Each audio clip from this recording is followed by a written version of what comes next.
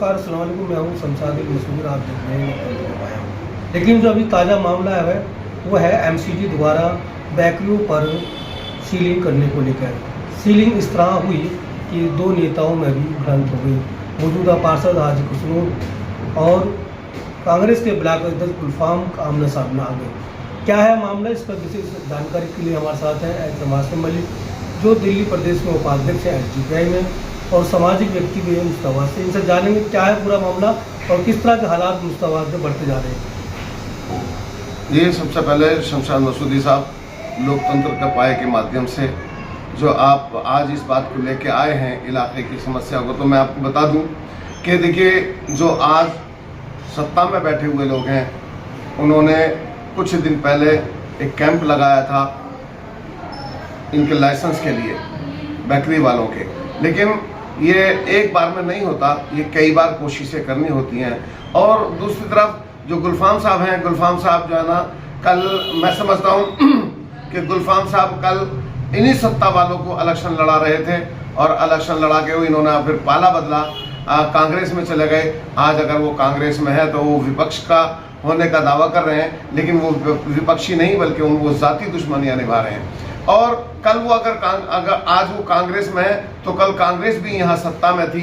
कांग्रेस ने कौन सा ऐसा काम किया था कि जो इन बेकरी वालों के लाइसेंस बनवाए हों। तो मैं ये बता देना चाहता हूँ आपको शमशाद मसूदी साहब, आपके माध्यम से जो आवाम देखेगी उसको ये बता देना चाहता हूँ कि ये बेकरी वालों के लिए नहीं लड़ रहे, ये अपनी अना के लिए लड़ रहे हैं और ये अपनी जातीय अना पे लड़ने के लिए अवाम का नुकसान कर रहे हैं। अवामी नुकसान हम किसी भी कीमत पर बर्दाश्त नहीं करेंगे। Social democratic party of India, अगर एमसीडी ने बिल्कुल नाजायज बर्ताव मुस्तफाबाद के किसी भी व्यक्ति के साथ किया तो social democratic party of India MCD दफ्तर पे जाके धरना प्रदर्शन करने पे मजबूर हो जाएगी। हाफिज साहब, एक और सवाल है कि आप एसडीपीआई देख रहे हैं, आज कांग्रेस विपक्ष में है निगम में, यहाँ पर कल यहाँ सत्ता में थी, यहाँ के विधायक भी थे, कांग्रेस के पार्षद भी हुआ करते थे, लाइसेंस नहीं बने। आज आम आदमी पार्टी के पार्षद हैं जो पहले कांग्रेस के थे और वो यहाँ पर विधायक भी आम आदमी पार्टी के रही, सरकार आम आदमी पार्टी की रही, निगम में सरकार आम आदमी पार्टी की रही और निगम में रहते कांग्रेस आम आदमी पार्टी ने कोई लाइसेंस नहीं बनवाए, कांग्रेस ने कोई नहीं बनवाए। आज अचानक बीजेपी की सरकार आई है तो यहाँ लगातार सीलिंग हो रही है। तो ये मुसलमान साथ बेवकूफ़ है या इस तरह की गतिविधियाँ होनी चाहिए कि भाई जो लाइसेंस नहीं है उनको सील करनी चाहिए या फिर उनको कुछ समय देके कुछ और कार्रवाई की जाएगी? देखिए, सबसे पहली बात तो यह है कि जितने भी ये सत्ता में, कल सत्ता में कांग्रेस थी उसने कुछ नहीं किया, उससे पहले बीजेपी भी यहाँ सत्ता में थी उसने भी कुछ नहीं किया था, फिर आम आदमी पार्टी हमारे इलाके में विधायक बने आम आदमी पार्टी के, उन्होंने भी कुछ नहीं किया, फिर लौट के फिर बीजेपी आ जाती है। तो ये कहीं ना कहीं सियासी खेल है और सियासी खेल को समझते हुए आवाम को भी चाहिए कि वो अपने ऐसे कामों को मजबूत करे। अगर लाइसेंस बनवाने का मामला है तो लाइसेंस भी बनवाए।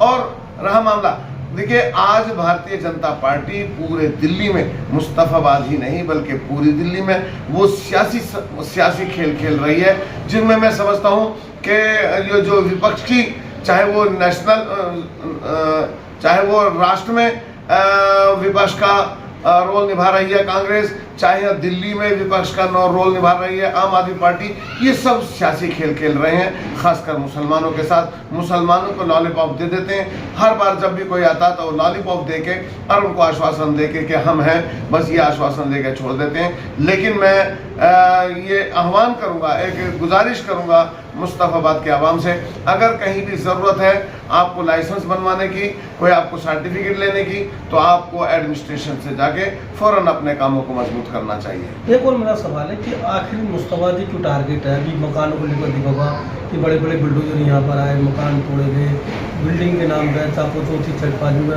पूरी बिल्डिंग तोड़ी गई, यहाँ के जो नुमाइंदे हैं वो नजर नहीं आए। अब सीलिंग भी शुरू हुई दिल्ली में मुस्तफाबाद से, तो क्या मुस्तफाबाद को हॉट सीट बनाकर बीजेपी जो है अपना वर्चस्व कायम करना चाहती है, मुसलमानों के खिलाफ हिंदू वोट बैंक बनाना चाहती है, या डरा धमका कर यहाँ से धन वसूली या यहाँ से कुछ और चाहती है बीजेपी? क्या ऐसे में आप कैसे देखते हैं कि एसडीपीआई है, एसडीपीआई ने ये विपक्ष की भूमिका के रूप में खड़ी करी गई है, एसडीपीआई का वर्चस्व संगठन है, क्या कहेंगे? देखिए, मैं जहाँ तक समझता हूँ, social democratic party of India के जो यहाँ वर्कर्स हैं मुस्तफाबाद में, उनके माध्यम से जो जानकारियाँ मिलती हैं वो ये हैं कि यहाँ वो जो एक मकान गिरा था, उसके बाद से जो यहाँ भारतीय जनता पार्टी के नुमाइंदों ने यहाँ एक ऐसा सलूक किया जो जैसे सोतेला व्यवहार करते हैं मुसलमानों के साथ, वो व्यवहार यहाँ शुरू किया। और अब वो सत्ता के नशे में वो इतने चूर हो गए हैं कि वो मुसलमानों को यूपी या उत्तर प्रदेश वाला मॉडल यहाँ इस्तेमाल करना चाहते हैं, क्योंकि मुस्तफाबाद विधानसभा ये मुस्लिम बहुल सीट है और इसके अंदर जो वो अपने आप को ये दिखाना चाहते हैं कि मुसलमानों के बीच से हम एक सीट निकाल सकते हैं और मुसलमानों को अपना हमदर्द भी बताते हैं। लेकिन मुस्तफाबाद के जो अवाम है उनको ये आम आदमी पार्टी और कांग्रेस या दिगर कई सारी पार्टियां इनको जो भारतीय जनता पार्टी के लोग हैं इनको अलग अलग कुछ को लालच देके, कुछ को डरा के, कुछ करके वो यहाँ की सीट आपस में डिवाइड करके और अपनी सीट निकाल लेते हैं। मैं मुस्तफाबाद के अवाम से एक गुजारिश करना चाहूँगा, एक अपील करना चाहूँगा कि आप अपने आप को मुत्तहिद होके अपने आप को रखिए और ये किसी की कोई ताकत नहीं है। अगर एक आदमी के साथ कोई मामला होता है तो 500 लोग उसके साथ खड़े होइए। और अगर यहाँ का इलाके के सत्ताधारी या विपक्षी या भारतीय जनता पार्टी के नेता भी अगर आपके साथ कुछ करते हैं तो आप 500 के 500 लोग ये तय करें कि हमें जेल जाना है, और 500 के लोगों के ऊपर भी अगर मुकदमा लगेगा तो कम से कम 500 लोग आप लोग जेल जाएंगे तो कोई मसला नहीं है, लेकिन आपके मसले का हल निकल के आएगा। लेकिन आप अगर ये देखते रहेंगे कि एक आदमी पिट रहा है और एक आदमी खड़ा होकर देख रहा, तो सब लोगों के साथ यही व्यवहार होगा। और यही चाहती है, चाहे आम आदमी पार्टी है वो भी आरएसएस के पिट्ठू हैं, कांग्रेस के लोग हैं वो भी आरएसएस के पिट्ठू हैं, ये सब दिगर पार्टियों के पिट्ठू हैं। ये यहाँ वो तीतर वाला काम करने के लिए यहाँ आए हुए हैं। भारतीय जनता पार्टी इस वक्त सत्ता में है, लेकिन उसके भी पिट्ठू यहाँ मुस्तफाबाद में मौजूद हैं। मैं